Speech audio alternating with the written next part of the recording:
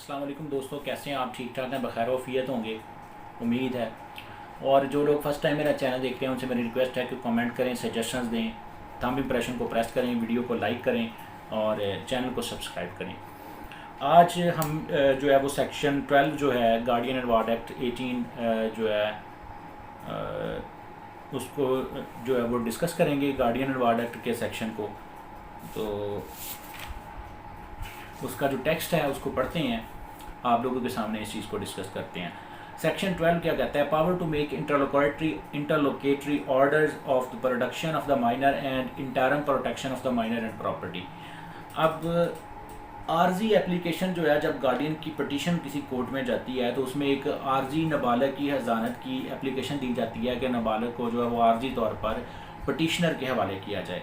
ठीक है, तो पटिशनर के हवाले नाबालिग को जब किया जाना होता है तो आर्जी तौर पर जो एप्लीकेशन दी जाती है वो सेक्शन 12 के तहत जो है वो दी जाती है। इसमें कोर्ट जो है वो उस पर्सन को ऑर्डर करती है जिस पर्सन की कस्टडी में नाबालिग होता है कि उस नाबालिग को जो है वो such time and such place जो है वो उसको जो है वो प्रोड्यूस किया जाए कोर्ट में। ठीक है, और may make an order for the temporary custody and protection of the minor person property of the minor as it thing. और कोर्ट अगर मुनासिब समझे तो कोर्ट जो है उस बंदे की कस्टडी भी जो है वो पटिशनर को दे सकती है इस सेक्शन के तहत लेके। इंटरम एप्लीकेशन जो है वो सेक्शन 12 के तहत जो है वो कोर्ट में दी जाती है, जिसके तहत आम तौर पर कोर्ट जो है वो मुलाकात ही सिर्फ करवाती है। उसकी कस्टडी का जब फैसला करती है तो ज़्यादातर जो है वो माँ के पास बच्चे रहते हैं। ठीक है जी,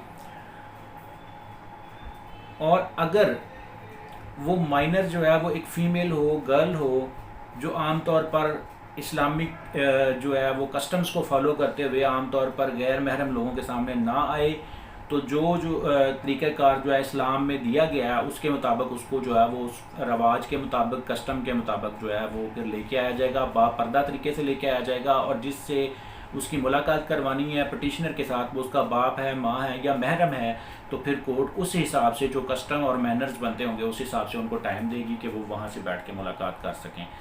और nothing in this section shall authorize number 1 the court to place a female minor in the temporary custody of a person claiming to be her guardian on the ground of her husband and unless she is already in his custody with the consent।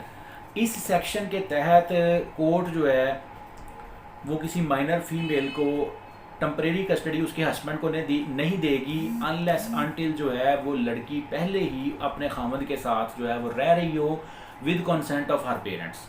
ठीक है जी। B क्या कहता है sub clause इसकी? Any person to whom the property custody and protection of the property of minor is entrusted to dispossess otherwise than by due course of law any person in possession of any property.